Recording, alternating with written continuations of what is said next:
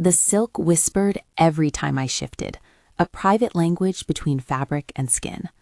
In the mirror, the emerald swallowed the bathroom light and seemed to gather the room around me. Lamplight pooling into color, the dark oval of my throat, the hollow at the base of my throat that still remembered cold coffee and late-night tips. The dress fit like a promise and like a memory. I had bought it because Dante liked green. I had also bought it because the life I did not plan for required armor that could glitter under chandeliers. My reflection looked like someone I half recognized, a woman who once balanced plates and counted change for a living, and a woman who knew how to sit in a chair so people believed she belonged. The city slid past the bathroom window like glass. If you stared long enough, you could convince yourself the light was prosperity rather than expectation. He arrived before I could fasten the last clasp. The bedroom door made a small, polite noise. One of his men had been taught to be noiseless, and then Dante stood in the doorway. He was more a silhouette than man at first, a bar of dark that divided the dressing room light into two halves. When he stepped forward, his suit carried the smell of the car and something darker under it, like leather and smoke. I felt him before I heard him, the way the room tilted subtly toward his gravity. He looked at the dress the way other men looked at currency, calculating, pleased, possessive. His hand hovered near my shoulder, not touching, testing permission and authority at once. "Who are you trying to impress in that dress?" he asked. It wasn't a question. It landed like coral, sharp, shaped, meant to cut. The words were precise and familiar in tone, equal parts ownership and accusation. I knew that voice. It was the one that signed checks and closed deals, but it also kept track of the way people moved around me, like chessmen. Tonight, it wanted to know whether I intended to be a spectacle or a shield. I straightened, feeling the silk under my ribs. "Isn't that yours to decide?" He laughed once, a short sound that didn't reach his eyes. "No, it's mine to protect. It's mine to control who sees it." His gaze was a map of the things he kept. "There's a line, Elena. You cross it, you give them a way to look in." There was always that grammar. Mine, yours, line. When we first met, you might have called it confidence. Over the years, the shapes changed just enough to reveal a different anatomy, possession worn like a suit. And yet, when he stepped forward and finally touched the fabric, his fingers brushed my arm with the tenderness of a man who once loved me like a shore loves a tide. The same hand could dam and cradle. "I am not going as a prize," I said, softer than I wanted to be. The words trembled. They were honest. They were also a small rebellion. "I'm going because the senator asked me to speak, because he wants to show that the family is charitable." Because you owe him your smile?" Dante cut in. "Because you make alliances look pretty." He said it like a statement of fact, as if my face was something that could be traded across a mahogany table. I felt anger rise, then a deeper confusion. Once, in a life measured in shifts and worn aprons, a smile had been shelter. In this life, a smile could be a currency with interest attached. I turned slowly to the mirror. Behind me, his reflection was haloed by the bathroom's light. For a breath, it looked like we were two separate images, Elena in emerald silk and Dante in shadow. I had no authority to tell him who I would be for anyone, and yet, in the small, fierce place that had once kept me upright through night shifts and unpaid bills, a stubbornness answered. "If you're trying to protect me by keeping me hidden," I said, "then stop pretending that keeping me invisible is protection." He stepped closer. Up close, his cologne folded into something older. Tobacco, citrus, a trace of iron. He lowered his voice. "You think I don't protect you? You think I don't know the eyes that are on you? You would let them look? Let them take aim?" His hand moved against my waist. Not a fist, but a restraint. There was tenderness there, undeniable, and beneath it a threat that had been refined over years. To take a man's hand and feel that the same fingers had issued orders that broke other people's lives was a dizzying vertigo. Part of my brain cataloged his past. Names, dates, a ledger of favors and retributions. Another part cataloged the present. The woman in the mirror, the little curve of her jaw, the way her fingers found the seam of the dress as if to anchor herself. "I wear it because I want to," I said, "because I'm tired of being someone's quiet accessory." It was not an elegant sentence. It was raw. He blinked, as if the notion were something new to him. For a small, impossible second, his posture shifted. There was surprise, as if he'd forgotten the woman he had married had ever had agency to begin with. "You're dangerous tonight," he said finally, a small smile that could have been amusement or warning. You know how to make everyone forget their place. And you're dangerous every night, I shot back. Don't make it my job to be the distraction for your diplomacy. Silence sat between us like a co-conspirator. The bedroom itself seemed to hold its breath. Outside, the city widened and folded into a million private conflicts. Here, the conflict was domestic, but not private. The world had a way of translating our domestic terms into headlines if we allowed the wrong person to look hard. He moved away, smooth and deliberate. You go in that dress, Alina, he said. You stand under the chandeliers and shine. You let them see. But you stay with me tonight. You remember who owns the posture behind you. Ownership again. My throat tightened. I wanted to spit. I wanted to laugh. I wanted to remind him of the time I'd stayed awake counting his breathing like coins, while his men made sure that the bills were paid and the enemies tempered. I wanted to tell him that my choices had not been hidden from him. They had been weighed and measured on his terms. Instead, I nodded. I let the silk whisper as I turned. My fingers brushed the necklace at my throat, a simple pendant he'd given me on a Christmas when we both believed the world could be arranged neatly. Dinner, gratitude, the future tidily seasonal. Years later, the same pendant felt like an instruction. When the car came, Marco opened the door with a practiced ease. He had been with Dante longer than I had been his wife. He had learned the right way to look at me, respectful but not curious, and I appreciated that. Alejandro, ever watchful, listed details in a soft voice, the kind of logistics conversation that could serve as an incantation against vulnerability. The gala was a stage dressed as charity. The ballroom breathed under crystal and gold. Sen Bardelli gave a speech about civic duty. Cameras blinked, plates clinked. I felt the emerald drink in every flash of white light. People smiled like they were practiced at it. They propped their fists on their jaws and decided whether my dress read defiance or compliance. It didn't matter which they thought. What mattered was that they looked. Halfway through dessert, a ripple of static passed through the room.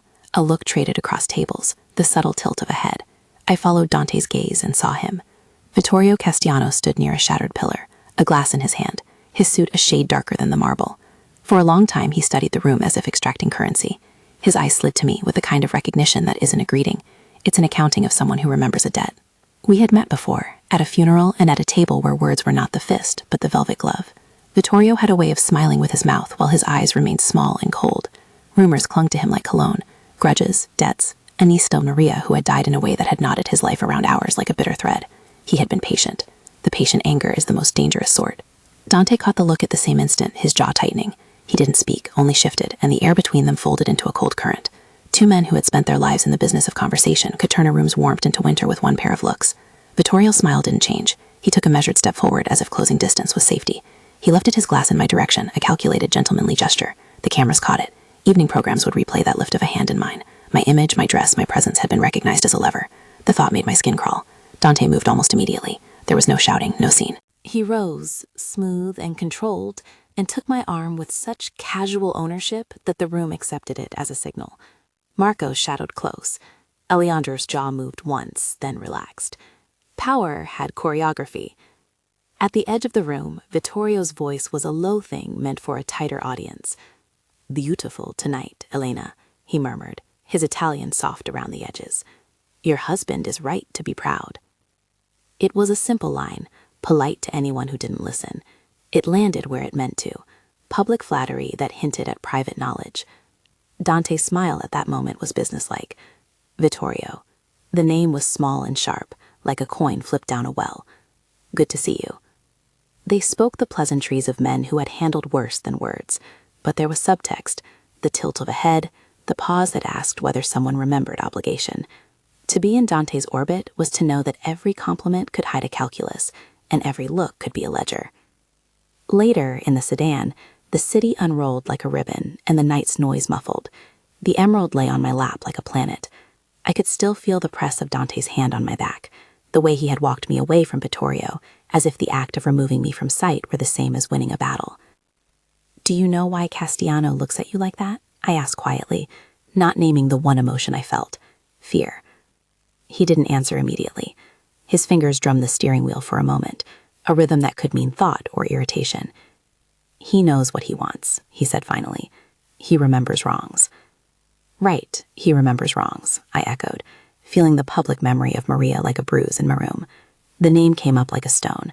Sometimes it sat in the mouths of men as a justification, and sometimes as grief. I could feel it in Dante, an edge that tightened sometimes when he mentioned her, sometimes when he didn't. "Elena," he said then, softer, not looking at me. "When you are near him, they decide all sorts of things. Be careful." "Be careful," I repeated, the phrase hollow. It had been a mantra since I became his wife, an instruction that slid down my throat and settled in my bones. Walk carefully, speak carefully, smile in a way that doesn't bleed into a tension you can't control. The drive home was quiet. Dante slept with his head against the glass, and I watched the silhouette of the city, the storefronts, the neon that read like punctuation. There was a part of me that wanted to unhook the necklace, shed the emerald, go back to a life of late shifts and simpler anxieties. But other parts of me had learned to calculate risk and choose the path that minimized immediate danger. It was a complicated survival, one that traded safety for prisons of a different sort. When we reached the house, Marco opened the door with the same practiced gentleness. On the steps, a phone shook in my hand, an unfamiliar number, a voice that wasn't Vittorio's, but a message that hinted at him. "Tell Elena that the girl is remembered," the voice said, clipped, careful. "Tell her the name." The message could have been a courtesy, a provocation, or a warning. It could have been all three. I stared at the screen then, the letters small and unyielding. I slept poorly, my dreams stitched from chiffon and smoke. In one dream, Dante and Vittorio stood at opposite sides of a long table and passed an object back and forth as if it were evidence. In another, I was running through a warehouse in shoes that were too elegant, each step echoing wrong. The morning came in gray. Dante's schedule required a meeting, an appearance, the usual flows of a life that had been learned like a second language. I dressed in plain clothes, planning not to be seen, to be the background in a conversation that had been leveled and predictable. Then the call came. The voice on the line was Marco's, tight and clipped. "There's been an incident," he said. "Warehouse, explosion." The world narrowed to the single syllables, the way a lung forgets everything except the need for breath. My fork clattered back onto the plate. He's been hit with debris," Marco continued. "He's breathing. We're moving him to the hospital. You need to get here." My hands moved with an efficiency that surprised me. I slipped into clothes that were too hurried for style and climbed into the car. The ride to the hospital was a blur of sirens and black glass. Alejandro drove like a man who knew precisely the contours of emergency. Dante squeezed my wrist once as we left the vehicle, a grip that said sorry and don't die all at once. His face was pale, the kind of pallor that the night and chronic exhaustion had not fully painted before. There was blood at the temple, dust in his hair, no detail too vivid for the mind to ignore, but not vivid enough to be spectacle. At the hospital, the fluorescent lights were brutal, unflattering in a way that revealed the true face of things. In the waiting room, I sat on a plastic chair that remembered too many frightened people. Giovanni arrived, unruffled on the outside, like a man who had seen the worst and revised his expression to suit it. Luca's jaw was hard. He was a mountain of a man who had always taken decisions in stone. They spoke in jabs of familial instruction. Who, where, what. My answers felt thin, like worn paper. Detectives arrived eventually, polite but not blind. They asked questions with paper-thin courtesy that concealed suspicion. "Where were you tonight, Mrs. Moretti?" one of them asked, his pen making little scratches across a pad. There was formality to it, as if by asking questions they could parse guilt from grief. I listened more than I spoke. The words my mind replayed were like a recording you couldn't turn off. The lift of Vittoria's hand, the voice that had called to tell me of the girl remembered. Maria, her name knifed into every conversation like a marker. When his name was mentioned, my ribs constricted in sympathy before the thought of it could reach my mouth. We had heard about Maria in fragments. Her age, 17, a life ended as a result of an operation years before. Vittorio's grief had been a public thing that hummed at the edges of our world. It had become a kind of undertow. "Was there anyone with you, or?" the detective continued. "No," I said. "No one was with me. We were at the gala." My voice sounded odd to my ears, too measured, as if I were describing another woman's life. Then I came home. Then, "Did Mr. Moretti receive any threats recently?" another asked. "Any unusual contacts? Any—" I should have lied. I thought of all the ways to lie convincingly. I'm clever in practical things. Instead, I swallowed and told a fragment of truth. "There was a message," I said. "A voicemail. Someone said tell Elena the girl's name." The detective's pen dug into the pad. "Who's Vittorio Castiano?" he asked in a different tone now, as if putting a face to a name changed the architecture of truth. The name itself landed like a stone in the room. I could feel the distance between my life and the line it had crossed. Vittorio Castellano, an enemy, an adversary, a man with reasons that we both feared and understood. He had a niece whose death had been a wound that did not scar. He had been patient. The simplest portrait of motive is always the most dangerous. A man who cannot bear the absence of a life and looks to blame.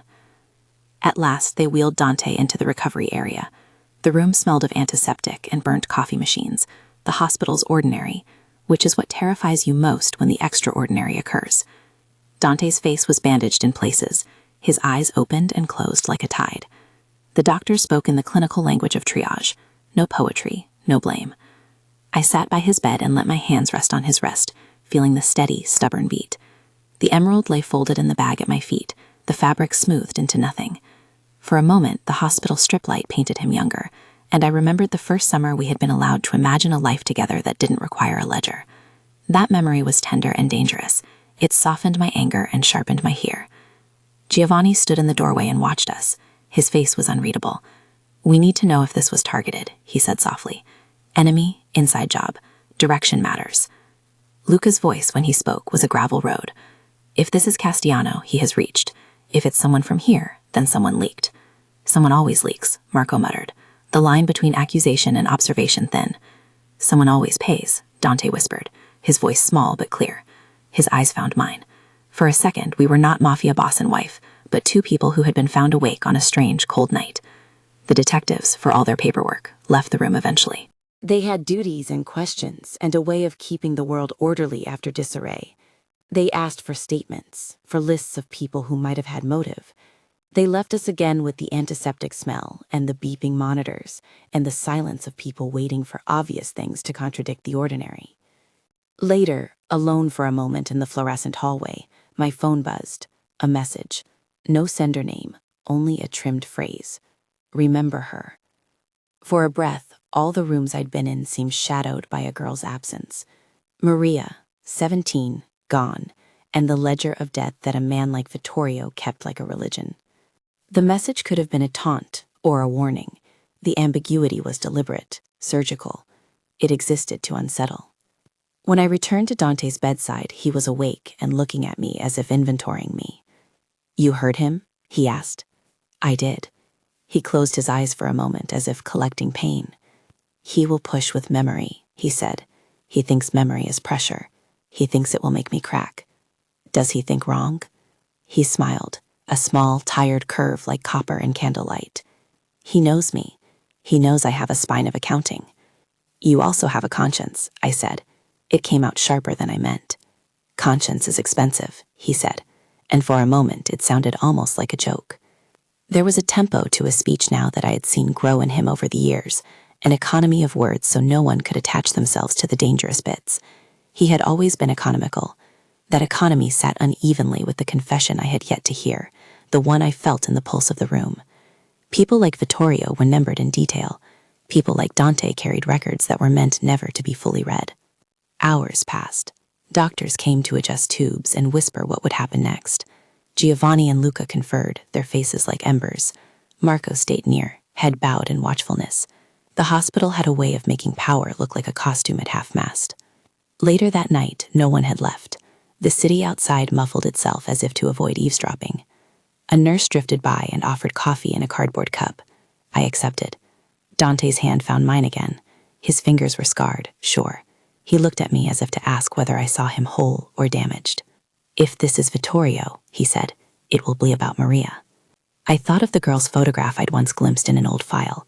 Soft hair, a face that didn't belong to a ledger. The thought of her collapsed in my chest was sudden and specific, not an abstraction. I felt the moral gravity of things like sandbags. You could shift your weight, but the wall would still hold. "Did you?" I began. The question I wanted to ask was both simple and monstrous. "Did you have anything, any part, in what happened to Maria?" Dante looked at me then. The light caught his cheekbones, so the scar there looked like a thin geography. He inhaled as if preparing for confession. It wasn't supposed to happen the way it did. "But my orders started the line. I thought it would be intimidation. I never wanted—" His voice stopped. The implication was a cliff. In the halting way of someone stepping toward a truth they can barely bear, he said, "I ordered pressure. We were supposed to make them talk. I did not expect her to die. The room tilted. The cup in my hand trembled. Confession is a strange thing. It changes the atmosphere into the exact opposite of secrecy. The private humiliation becomes a public instrument in the very act of being revealed. Dante's voice was small, not from fear of consequence, but from the weight of guilt. He looked like a man rediscovering how heavy his own chest could be. My first impulse was not to scream. My first impulse was the old practical one. Keep safe, keep composed, keep breathing. The hospital made that easier somehow. It made emotions clinical and therefore manageable. The words, however, were jagged and raw, and they lodged in me like splinters. You didn't kill her with your hands, I said, perhaps to steady the thought, perhaps to shape the confession into something I could hold. But you set the chain. He closed his eyes and nodded, a tiny, important assent to the truth. I thought intimidation would work. I thought no one would get hurt. I thought, I echoed, because there was nothing else that could fill the room with meaning. Thoughts are poor architects, Dante. My thought had consequences, he said, voice shredded. I am responsible. The word responsible was a hammer. It landed and did not bounce. We sat in that room with the beeping monitors and the sterile lights, the hospital's ordinary pressing in around the extraordinary admission. My emerald was still folded in a bag on the chair. It felt now like a relic of pre-truth. Memory is elastic, the mind tells you, but certain edges remain sharp and unmoving. Maria's memory had become a blade cutting along the seams of our life. Outside, in the endless city, Vittorio's men would be trading notes. In the rooms beneath the city, there would be speculation, plotting. People would lean into their allegiances. The detectives would continue to question. Friends would position themselves to see which way the wind blew. The world was making calculations from my husband's confession, even as we spoke. I left the hospital room for a moment and walked the corridor until the fluorescent ceiling became a uniform wash. The portrait of a city in which your husband admits complicity in a girl's death is not a painting that dries quickly. It's smudged overnight. The thought of Vittorio's patience and memory sat in my chest like a surveillance camera. When I returned, Dante was sitting up. He looked more like himself, in a dangerous, human way. I noticed how his fingers curled around the hospital blanket, like a man clinging to the last comfortable thing he could find. What do they want from me? He asked quietly. To know. To name who was responsible. To make sense of what intimidation cost. Will they blame me? He looked at me as if pleading for absolution and for condemnation at once. Will they make me more guilty than I am? We both knew the answer. The ledger of guilt rarely stays within the pages of the man who writes it. It spreads. It stains. People will decide, I said. Some will call for blood. Some will call for justice. He began, and then stopped, as if to measure whether his next question would be an order or a plea. Do I what? I asked. Do you want me to leave? He said, small and stripped. There was humility in the way he asked it, a humility I had rarely seen and never been sure I wanted to reward. I looked at him. Dante Moretti, with his history of telling the world how to bend, asked me, his wife, whether he should walk away from the life that had made him both powerful and monstrous. The question's gravity felt implausibly heavy for a man who had built empires and imposed sentences. My life isn't just mine, I said at last. It's my choice too. His eyes flicked up, searching, desperate for something to salvage from the wreckage of his own confession. If I leave, he said, I will make restitution. I will find a way to honor. Honor doesn't undo what was done, I said. It has to be more than words. It has to be meaning. He listened, then nodded as if the shape of that meaning was becoming clearer through my words. We can do something in her name, he said. A foundation, a trust, money that actually helps people, not just plates and speeches. It was an idea, nascent and fragile, restitution instead of revenge, a different currency. We talked then in small, urgent pieces. Giovanni argued practicality. Luca scowled at sentiment but listened for risk. Marco suggested ways to distance our assets. Alejandro kept his opinions hidden behind a neutral face. There was a part of me that wanted to say, run. There was another part that wanted to say, fight. there was also the part that wanted to refuse both. In the end, the decision had not yet been shaped, but the conversation had begun to tilt the world's ledger into a new column: restitution, negotiation, disappearance. It was a different kind of gamble. Late that night on the hospital's roof, with the city breathing distant and indifferent, I took the emerald from the bag. The fabric slid across my fingers like a small, dangerous promise. I held it to the sky and felt the weight of choice in it, the way the color could be both armor and exposure. My hands were steady. Somewhere below, men who lived by other rules were beginning to count the cost. I could feel the air shift. The world had moved from private to public and back again. In the quiet, a door opened. The first part of the reckoning had spoken. If this is gripping, if you want to know whether restitution can be enough, stay with me. Watch how the choices we make echo, how memory demands accounting, and whether a life bought with other people's pain can ever find an honest measure of peace. Then the phone vibrated in my hand. The screen flashed a number I knew only too well. The caller ID was blank, but the voice that came through was not. "Do you know why you wear green?" Vittorio Castiano said, quiet as a harvest. "Because it makes people look. Because it draws the eye away from other truths." The line went silent for a beat too long. My throat dried. The hospital lights seemed to dim. "Tell Elena," a softer voice said on the same call, threaded under Vittorio's words, "that Maria will be remembered." My heart misfired in a way I did not expect. The emerald in my hands suddenly felt like a banner, and I realized the dress had never been simply a dress. It had been a mirror, a challenge, an invitation. It had been the thing that would make us visible in ways we could not predict. Outside, the city kept its indifferent hum. The hospital clock ticked. Dante slept with a bandage at his temple and a confession on his lips. Vittorio had spoken, and memory had been named. The options on the table, run, fight, sacrifice, waited like players preparing for an opening move. But between those three, I felt the shape of something else forming, a choice that might begin to undo what had been done without adding blood to the tally. I folded the emerald carefully and put it back into the bag. My hands were not shaking now. They were deliberate. The night had turned a corner, and with it I had to decide whether to stay in the room where power was spoken in halting, terrible truths, or to step into the unknown and try to build some life that wasn't paid for in other people's grief. Dante stirred and opened his eyes. He looked at me, and there was something in his gaze that asked whether I would take the offer to build something different with him, or whether I would turn away into the light of a life that was uncertain and mercifully quiet.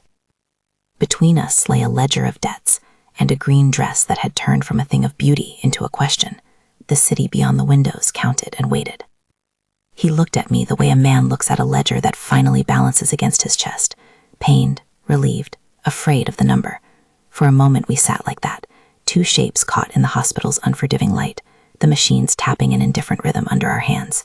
The emerald in the bag at my feet felt heavier than before. It had absorbed confession and threat and the kind of decision that doesn't wear a neat label. "Will you do it?" he asked after a long breath, voice thin as bandage. I surprised myself by answering before my doubt could gather itself. "I'll meet him," I said, "but this can't be a theater. It has to be real." The men at the foot of the bed inhaled as if they'd been struck by cold. Giovanni adjusted his jacket with a practiced lack of haste. Luca's face cut harder.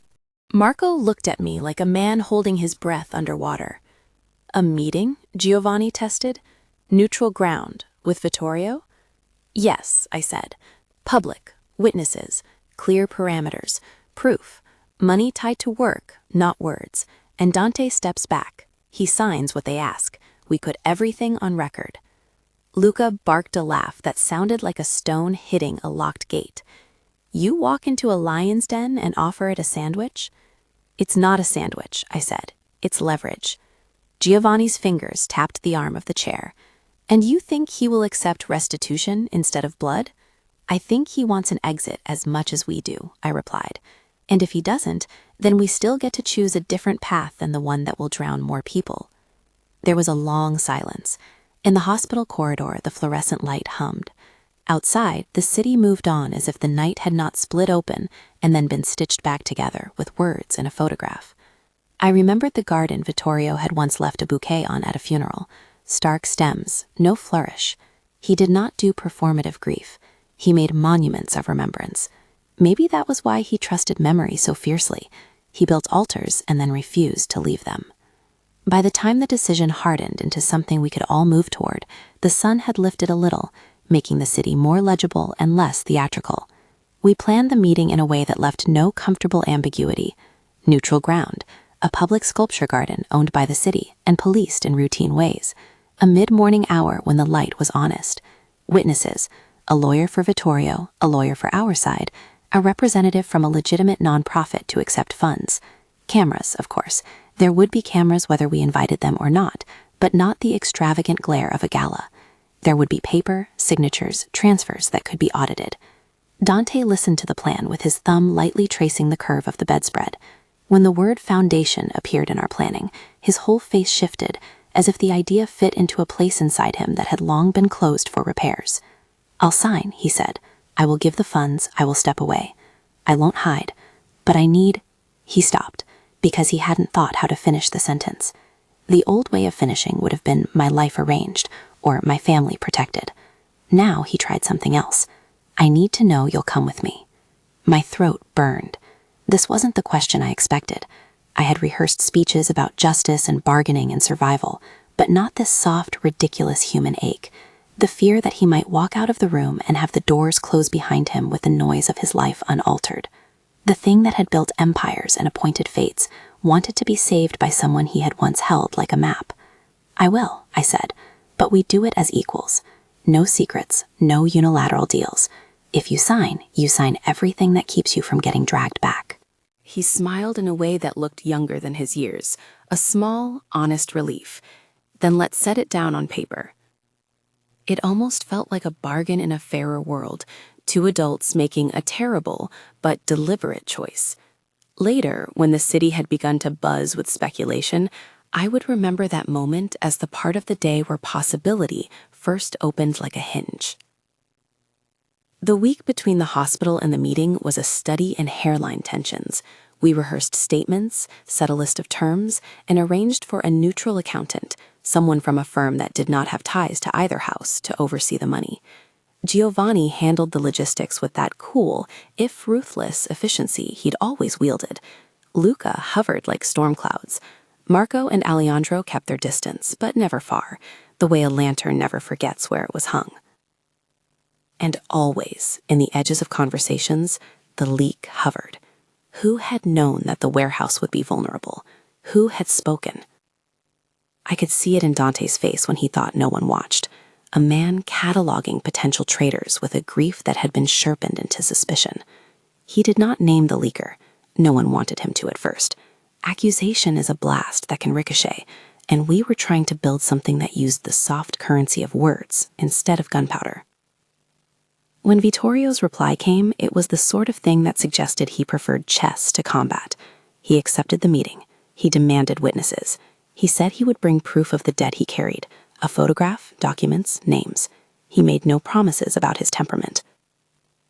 We took his acceptance as both victory and opening. The foundation had to be more than a shell. Elena Moretti, the name on the blurb of a foundation, wouldn't suffice as atonement.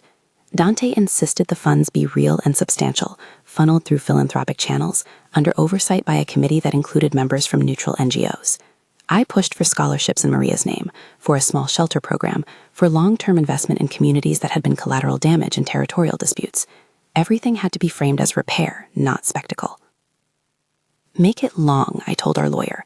"Not just headlines, long-term projects. Let his name disappear under work." He frowned. "Public donors like credit." "Then we give him credit in the first year and then slow the roll," I said. "Let the work speak after that." They laughed in a brittle way, but agreed. The morning of the meeting, the sky was pale and the garden smelled faintly of early spring earth, and the sculptures stood like neutral judges of a world that still preferred stone to decision. Vittorio arrived alone. No huge entourage, no show. He wore a dark coat and a face that was tidy with grief and patience. For someone capable of thin smiles and thicker persecutions, he brought the least theatrical of entrances. He led his lawyers, and a small man with the bearing of a civic administrator set the papers on the table. Dante's side arrived in a hushed line, Giovanni with a leather binder, Luca with a complaint in his jaw, and Marco with eyes that never stopped mapping exits. Dante himself moved slowly, but like a man reclaiming muscle. He had a bandage at his temple, but wore a simple suit, the color of something older. I had chosen a coat the color of riverstone, and a scarf that picked up a hint of the emerald. Just a thread, not the dress. I did that on purpose. The dress had already been spoken for by the night. I wanted the first image in this negotiation to be of someone walking into daylight with a different armor. We sat around a public bench that had been cleared and put out a formal sheet of terms. The lawyers read with a tone that was both antiseptic and ceremonial.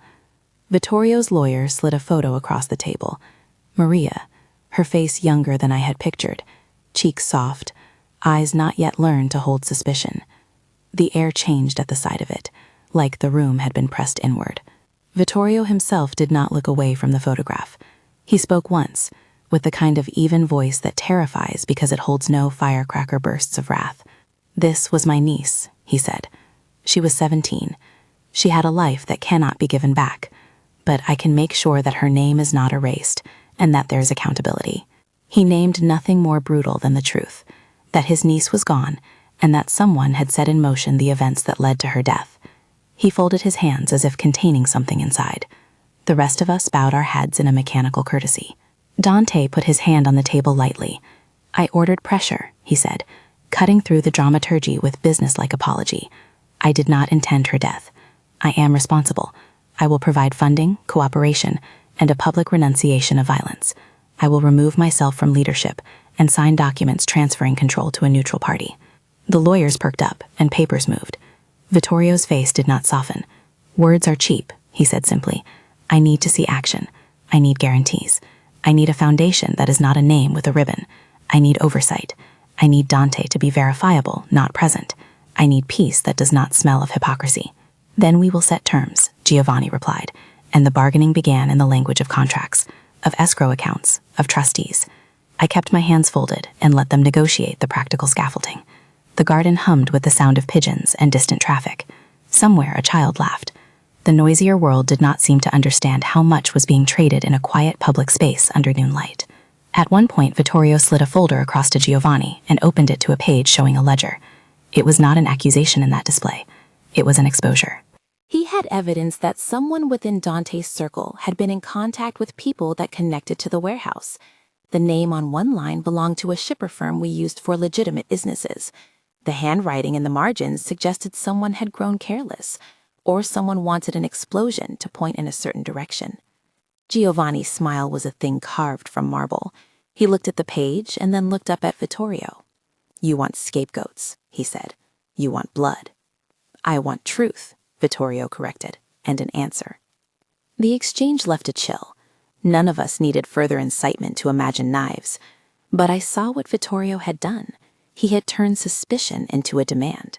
He forced the family to admit there was a leak, and once you admit that, you have to accept that the circle is not sealed.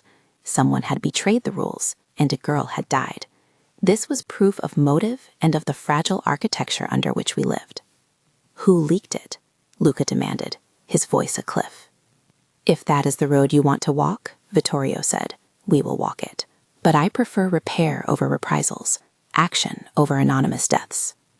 There it was again, the choice we had set out to make. I felt the ledger in my hands shake. My mind ran through all the faces I could imagine accused, hands that had cupped me in a car, men who had carried my husband like a treasured object. I wanted to shout that we would hunt the leaker, that whoever had done it would pay, but I had already chosen a different strategy, an atonement that might stop the spiral of reaction. "Fine," Luca said finally. "We will cooperate on finding the leak. We will sign the foundation terms. But this is not surrender," Giovanni finished for him. "It is recalculation." He looked at me. His eyes, less implacable now, acknowledged the strange, soft force a woman could hold over a family ledger. I stood up then, because I had rehearsed the lines, but also because I did not want the decision to be made without my voice sitting on the paper. I felt Dante's sleeve brush my palm like a benediction. "Vittorio," I said, and I tried to keep my voice from the brittle edge of having been rear-ended by grief and rage. "You asked for more than a promise. You asked for work, for a name made to mean something. We will do that. We will put money into an independent foundation in Maria's name that funds education and shelter. We will ensure it's audited by an external board that includes people from your community. We will fund a scholarship that will, in 10 years, be an unassailable record of intent. Dante will find the documents transferring operational control to trustees and will relinquish titles and public presence. We will give you a public apology for the role our actions played. We will help find the leak and cooperate with investigations." Vittorio watched me as if weighing gold. For a man whose life had been a practice of patience, he listened to everything. When I finished, there was silence, like a held breath. Then he nodded once, a small, exact movement. "All of this must be verified in writing," he said, "and I will expect to see the money move within 30 days. I will expect the trustees to be acceptable to me. If you do this, and if your family keeps to it, we will keep to our peace." "And if we don't?" Giovanni asked, a line of steel beneath the words. "Then the ledger reopens," Vittorio said, eyes thin as wire, "and the city remembers how those debts are settled." He stood. The lawyers started arranging signatures and terms. For all the small theater of the moment, there was an economy to the process, pen strokes, initials, and margins that would create obligations like faint lines that could be traced. We signed. Dante handed over a set of deeds. Giovanni signed to accept the role of trustee until the foundation's board could be established. I signed my name with the oddness of a woman who had not often made choices that would be filed and counted. Vittorio signed last. He did not stand to shake my hand. He looked at Dante, and the line between men cleared. There was a photograph on the table of Maria. I reached out and smoothed it with the gentleness you would touch a grave. Vittorio's jaw softened for a beat. I might have mistaken for something like gratitude. He folded his hands and left the garden. We stood there for a long moment, the city so loud I could hear the memory of car horns like an orchestra. We had made a bargain that would, on paper, redirect the course of retaliation. Outside the garden, the world moved forward in slightly different steps. Reporters started to assemble. The city likes a story that includes people walking away from old lives. That night, headlines would say, "Moretti agrees to funds for Victims Foundation," and the interpretations would be many and varying. The detective teams that had hovered at the hospital maintained a polite neutrality. The investigation was not closed. Papers could offer appearance and promised futures, but not erase the fact that a girl had died. Back at the house, the mood was brittle with fatigue. Luca paced like an animal on patrol, and Giovanni watched the family's ledger as if it might rearrange itself. Marco came to me in the dim of the study and said, quiet as a man recounting a small miracle, "You did well." "I did what I had to," I said. The words tasted like cold coffee. They were true. They were also a calculated pith, necessary and not romantic. In the days that followed, the foundation's paperwork was a river of forms. Money was set in escrow, funds committed, trustees named. The philanthropic firm set up a board including 2 independent members, women who had reputations for running shelters and scholarship programs, and a civic lawyer appointed by Vittorio's camp. The press ate the framing with the appetite of people who prefer repair narratives to messy violence. My name was on a small press release quoting my regret and my intent. Vittorio's name appeared with a carefully phrased line about justice and remembrance. Dante's public statements were limited. He said nothing of consequence beyond, "I am responsible." That line, simple and brutal, was all I asked him to say. But signatures and press do not cover grief. Nights did not become softer automatically. There was an undercurrent of suspicion in the household that a human eye could sense like a changing wind. Men who had watched us for years shifted their allegiance a handful of degrees. Someone inside our circle remained unaccounted for. The detectives continued their interviews and their polite press of questions. People with grudges continued to watch. It was not, and could never be, clean. One evening, a week after the signing, Marco happened upon a piece of evidence that chilled us in a way signatures couldn't. He found a ledger, small, carefully hidden in the glove compartment of a car used for errands, that contained names and dates. Not an operational manual, nothing like that. Just notes, times, contacts. It suggested a chain of communication that had stitched ordinary businesses into the fabric of certain decisions.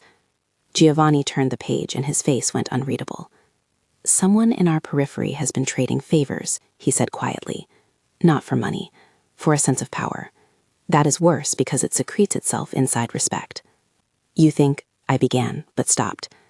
We had all seen how quickly accusation could become accusation's counterpart, a killing. "We'll find who did it," Marco said. "We will follow the ledger and expose the leak."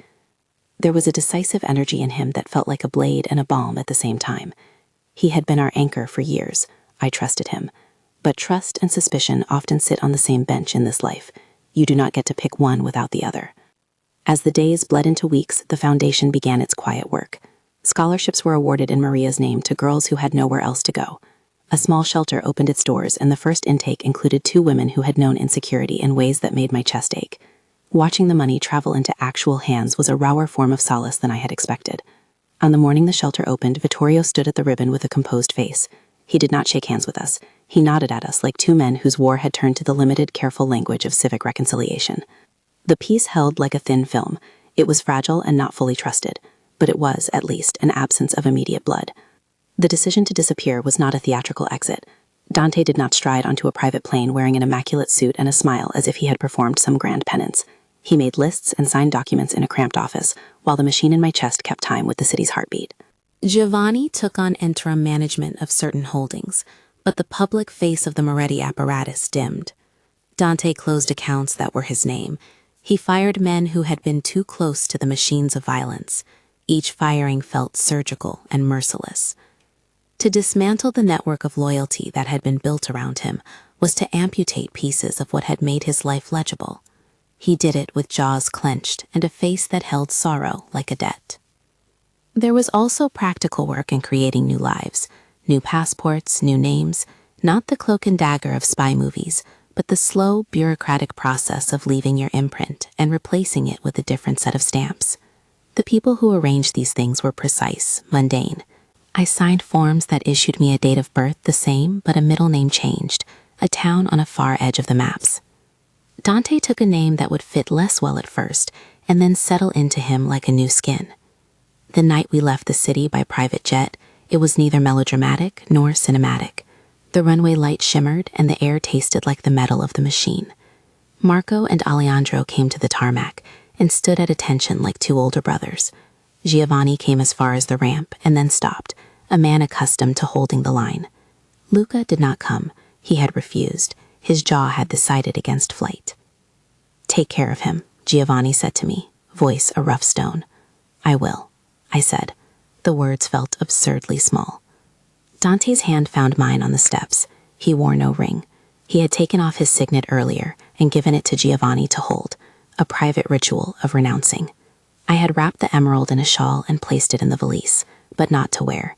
I had no appetite for the old armor. The dress felt like a relic now. I wanted the memory of it to something I could put away. Inside the cabin, the lights were dim, the kind of gentle glow that makes a person honest. Dante sat by the window and kept his gaze where the runway bled into the night. He looked at me as if cataloging every contour. I lay my head against his shoulder and let the motion of the plane be like a slow metronome beating away the city we were leaving. "What will you do?" he asked at last, voice low. "Teach," I said without thinking. "Wait, maybe that's too small. Something with hands. Maybe a cafe that teaches women to find work. Maybe a program for girls. I want to do work that has no ledger, but a schedule. I don't want to be counted by favors." He laughed softly. "You will make anything into a ledger." "Maybe," I said, "but I'd like it if that ledger was for paying back things that matter. Time, skills, food." He tilted his head and kissed my temple with a tenderness that felt like a confession. "Then we will do that," he said, "not as Morettis, but as people who owe too much and want to make small things right." The jet hummed and rose. Below, the lights of the city unspooled like coins. I thought of Maria's photograph folded in a small pocket of my bag, of the little ribbon Vittorio had used on the shelter's ribbon. I had not forgiven Dante in a wholly absolving way. I had, instead, made a pragmatic choice to accept a form of restitution that might reduce future bloodshed and to hold him accountable in ways the law and public opinion would watch. Sleep came in patches on the plane.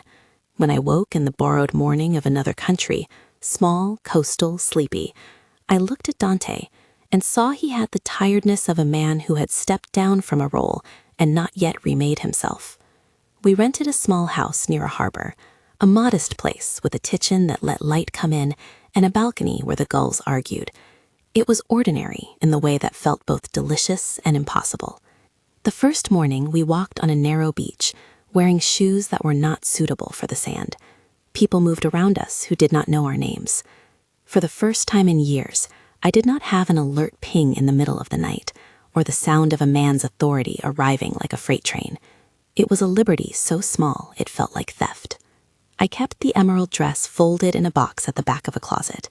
I would take it out sometimes, run my fingers across the fabric, and feel the memory of that velvet sheen and the way the city had seen me. One afternoon, I held it up to the light and realized it had been both armor and a banner. I had once bought it because of him, because he liked green.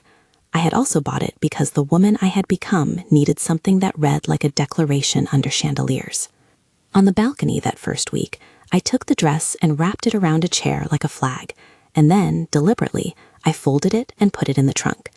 There was a small ritual in doing that. Not burning, not burying, only a careful, respectful storing away of the old identity. The emerald would live in a box, not on my shoulders. It would be a memory, not a performance. Dante watched me, and then, in a small, almost private gesture, he opened a suitcase and took out a piece of paper. It was a photograph of Maria, our copy of the original.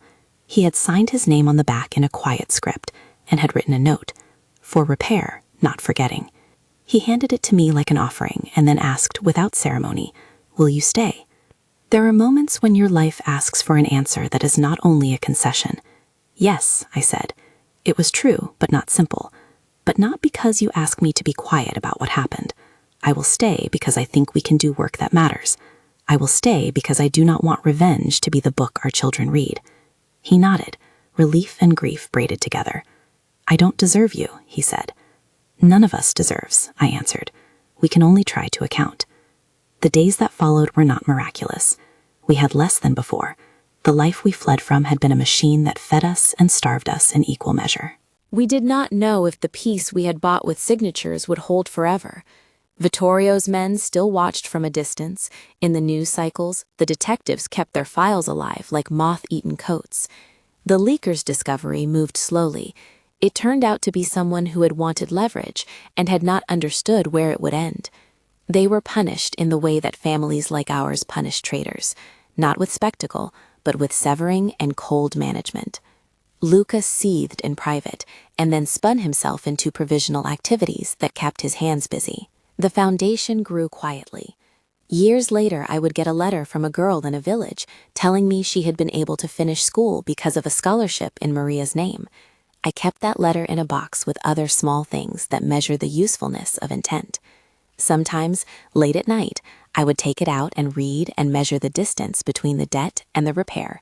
It never felt equal. It never could. People ask me now whether Dante ever sought redemption. It is a word that tastes like absolution and myth, and I am suspicious of both. He sought rather to stop the acceleration of harm. He wanted to trade the currency of fear for the currency of labor. He paid with titles and public absence. He paid with the slow hunger of a man stripped of his stage. Whether that counts as redemption depends on who is counting and what their threshold for forgiveness is. For me, it was a beginning, not a solution. We lived in that coastal town under names that fit, the way a hat fits a head once you stop wearing it as ornament and start wearing it for function. People there learned my name as Elena, not Mrs. Moretti. I opened a small cafe that doubled as a vocational training program. Women came in, sat on mismatched chairs, and learned how to make food that could feed a person and a future. The work was slow and domestic and righteous in the way of small things done well. It brought measurable joy that had nothing to do with power. On the anniversary of Maria's death, I would stand with Vittorio in a small hall where the shelter had installed a plaque.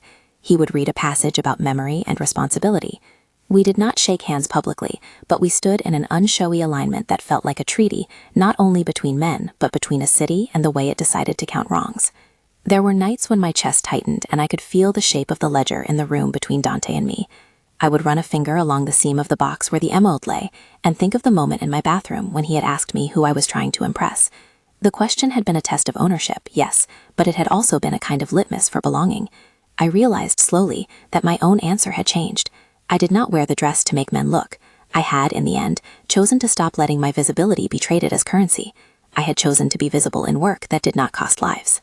Dante passed many evenings sitting on our small balcony, hands clasped, watching the sky go pale.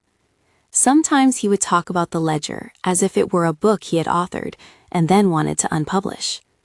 "I wish I'd known," he would say. "I wish I'd done different things." "You did some terrible things," I would tell him.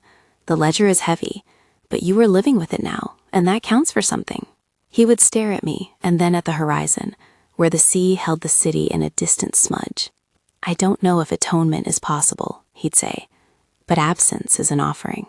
I learned to accept that we had barred no gates that could not be reopened. Peace is always brittle when built on paper and promises, but the foundation made a measurable difference. The shelter kept going. Scholarship recipients finished school. There were fewer drives by certain neighborhoods. The world's ratchets of violence didn't snap in half because of our signatures, but for a while, it bent in the shape of repair.